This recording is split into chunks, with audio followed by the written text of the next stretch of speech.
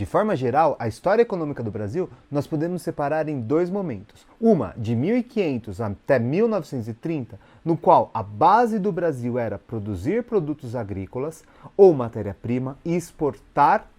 E depois, a partir de 1930 até os dias de hoje, no qual o Brasil desenvolve o seu processo de industrialização de forma significativa, quebrando com esse laço do primeiro. Isso não quer dizer que a gente deixou de produzir, mas coexistiu indústria e agricultura. E esse segundo momento, inclusive, sendo um dos responsáveis por manter a cara que o Brasil tem hoje, sendo um dos 10 países mais ricos do mundo. Mas como é que foi isso? Do nada, virou uma chavinha mágica ali, apertou um botão, pá, 1930 muda a estrutura do Brasil? Ou será que teve todo um processo histórico com pessoas ali envolvidas? Bom, já posso te adiantar que na história as coisas não vêm do nada e vão para lugar algum. Sempre tem um contexto histórico, uma coisa que vai influenciando a outra. E para entender essa mudança do Brasil, temos de compreender a Era Vargas, sendo esse o tema, inclusive, dessa sequência de vídeos que nós começaremos a ver a partir de hoje, sendo esse primeiro aqui, no qual eu farei um contexto de como é que Getúlio Vargas assume o poder.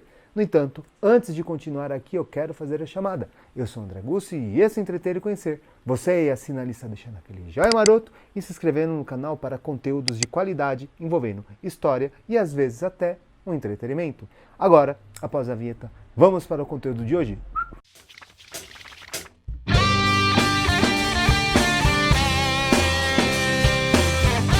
Getúlio Vargas, sem dúvidas, é um dos personagens mais emblemáticos da história do Brasil, sendo amado por muitos e odiado por outros. Mas, independente se você gosta ou não desse cara, aqui nós temos que compreender como é que ele assume o poder e quais as mudanças que ele faz no Brasil e toda a sua jogada política que mudou definitivamente a cara do Brasil. E hoje nós vamos compreender o contexto da década de 20 que proporcionou tudo isso, o movimento tenentista, como isso influenciou, a Aliança Liberal e a crise de 29, por fim, o golpe de 30, no qual ele assume o poder. Então vamos lá, da primeira parte. Bota o retrato do velho outra vez, bota no mesmo lugar. Era Vargas foi esse primeiro período que Getúlio Vargas esteve na presidência por 15 anos consecutivos, de 1930 até 1945. Detalhe, ele não ganhou nenhuma eleição neste período. Porém, esses detalhes nós explicaremos no segundo e terceiro vídeo dessa série. Aqui nós iremos entender como é que se deu a entrada dele no poder. E para tal, vale a pena ressaltar que nós estamos aqui na década de 1920, no período da República Oligárquica no Brasil, onde a elite cafeeira praticamente mandava e desmandava no Brasil. Não é por menos que alguns chamam esse período de República do Café com Leite. Café representando São Paulo e leite, Minas Gerais. Porque havia uma alternância entre São Paulo e Minas para escolher o presidente. Mas calma lá, isso não quer dizer que o presidente era ou paulista ou mineiro. Mas sim que São Paulo indicava um presidente e o próximo a indicar seria Minas. Daí que vem esse trocadilho. No entanto, após o término da Primeira Guerra Mundial, a estrutura social do Brasil foi mudando, cada vez mais tendo uma ênfase na vida urbana, porém, essa população urbana não estava ali presente nesse jogo político. Como eu já disse, era uma oligarquia, no qual os cafeeiros, os grandes proprietários de terras eram que mandavam e desmandavam. Eles não se viam representados. Uma das características desse movimento era que eles queriam exaltar a cultura brasileira, não valorizar o que vinha da Europa. No entanto, essa insatisfação não se limitou apenas a esse grupo urbano que estava em pujança, que estava crescendo no Brasil ou mesmo nas artes. Teve uma insatisfação de patentes medianas do exército brasileiro, entre tenentes e capitães, sendo aí o movimento do tenentismo, essa segunda parte que nós temos que entender agora. Bota o retrato do velho outra vez, bota no mesmo lugar. A participação do Exército na política brasileira, desde ali a proclamação da República, sempre foi muito conturbada. Ali sempre sendo uma gangorra de eles participam ou não participam. Porém, quando eles não estão ativos, sempre tem alguns movimentos conspiratórios para participar. Será que em 2020 isso está acontecendo novamente, hein? Bom, mas o que foi esse movimento? Essa ala de tenentes e capitães falavam que o Brasil tinha que passar por uma moralização política. Eles eram contra o voto aberto, porque naquela época eles tinham que declarar o voto a todo mundo. Eles queriam instituir o voto secreto, contra a corrupção e também o regionalismo. Porque o governo brasileiro tinha que governar para o Brasil, não devido a um estado, uma região ou um grupo de pessoas. E esse movimento tenentista, nós temos que destacar dois momentos. O primeiro, em 1922, dia 5 de julho, no qual teve um levante no Rio de Janeiro, e no fim acabaram sobrando apenas 16 tenentes e 2 civis que continuaram seus protestos. E eles resolveram sair do Forte de Copacabana e marchar pelas ruas do Rio de Janeiro. Eis que o governo manda reprimir da forma mais violenta possível, sobrevivendo apenas 2 pessoas. Evento esse que ficou conhecido como os 18 do Forte de Copacabana, ou primeiro movimento tenentista. Já o segundo movimento ficou conhecido como Coluna Prestes ou Miguel Prestes, que durou de 1924 a 1927. Aqui o contexto foi o mesmo. Tenentes se rebelaram, começaram movimentos, primeiro aqui em São Paulo, só que eles foram reprimidos e foram obrigados a fugir, depois se encontrando com os tenentes que vinham do sul, liderados por Luiz Carlos Prestes. E eles formam-se uma união e marcham pelo Brasil durante 3 anos, percorrendo cerca de 24.000 quilômetros quadrados. Qual que era a ideia deles aqui? De mostrar que tinha um grupo, sim, que era contra essa forma de fazer política, e militarmente eles não tiveram nenhum sucesso. Porém, eles suscitaram uma leve esperança para aquelas pessoas que eram contra o governo. E agora nós vamos compreender o que foi a Aliança Liberal. Bota o retrato do velho outra vez, bota no mesmo lugar. Para entender a Aliança Liberal, nós temos que compreender a forma de política desse período, que era do café com leite. Ora, São Paulo indicava, outrora Minas. O presidente, em 1929, era o Washington Luiz, indicado por São Paulo. E o próximo seria um indicado por Minas.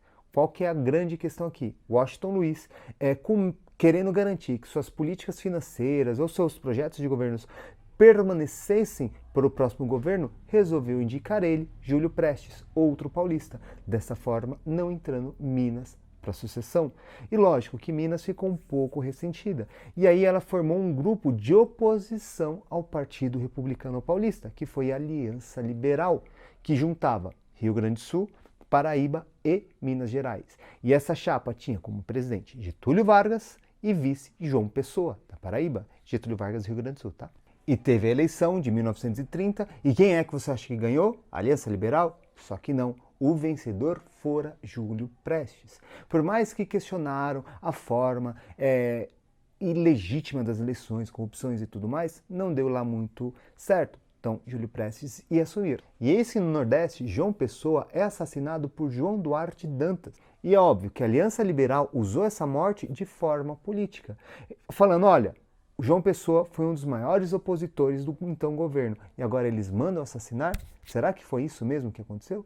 Não foi bem assim. O que acontece, gente? João Pessoa, ele era o governador na Paraíba.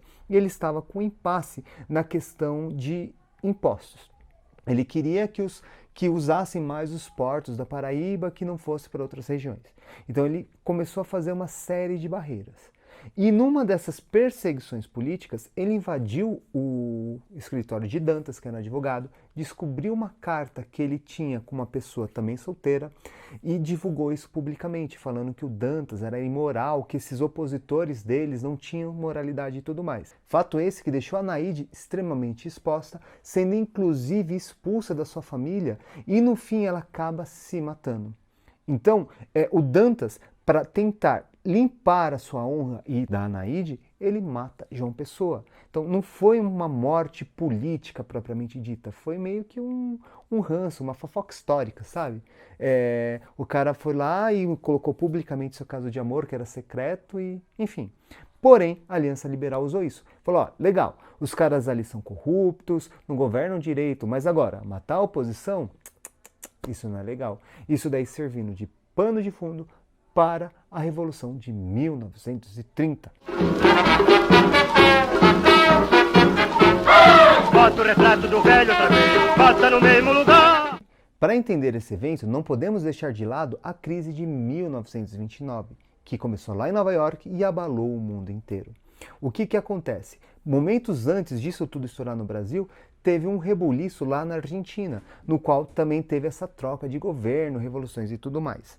E eis que vem a fatídica frase, façamos a revolução antes que o povo faça, atribuída a Antônio Carlos de Andrada. O que quer dizer isso, gente? Olha, cedo ou tarde ia estourar um motim no Brasil, tal como aconteceu na Argentina. Então, é melhor a elite se organizar e tirar ali esses governantes e colocar alguém que consiga atender e amenizar essas demandas sociais do que o povo fazer e perder o controle. Isso bem típico no Brasil. A independência foi assim, a proclamação da República foi assim, a Revolução de 30 não foi ou diferente. Bom, qual que é a grande questão aqui? Lembra aquela classes sociais lá, urbanas, que estavam crescendo, exigindo uma participação política que não tinha, junto com os tenentes que queriam moralização e tudo mais? Isso tudo confluiu. E de forma direta ou indireta, essas pessoas começaram a apoiar o nome de Getúlio Vargas para assumir a presidência, tendo inclusive apoio de boa parte do exército. E começou a estourar batalhas em vários lugares no Brasil, principalmente no Sul e no Nordeste. Nesse momento, Getúlio Vargas parte de trem em direção ao Rio de Janeiro. E aqui tem uma curiosidade, teve a Batalha de Tararé, aqui não houve luta, pois nessa cidade do interior paulista estava tudo acontecendo para encontrar as duas forças, a favor do governo de Washington Luiz e a de Getúlio Vargas. Seria uma batalha sangrenta. Por mais que Getúlio Vargas provavelmente ganharia, teriam muito mais baixas do que se não o tivesse.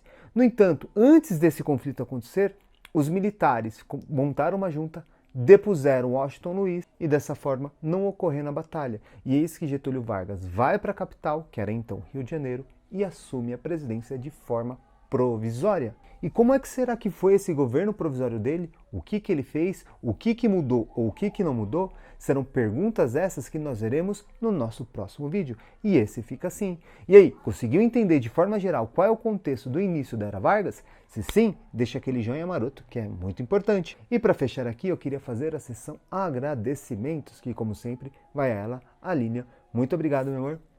E lógico, não poderia deixar de agradecer a você que assistiu até aqui. Muito obrigado e até a próxima. É sempre bom entender que 1, 2, 3, porém, isso daí explicaremos no segundo e terceiro vídeo dessa série. Espera lá que lá 1, 2, 3 dando cada vez mais ênfase para os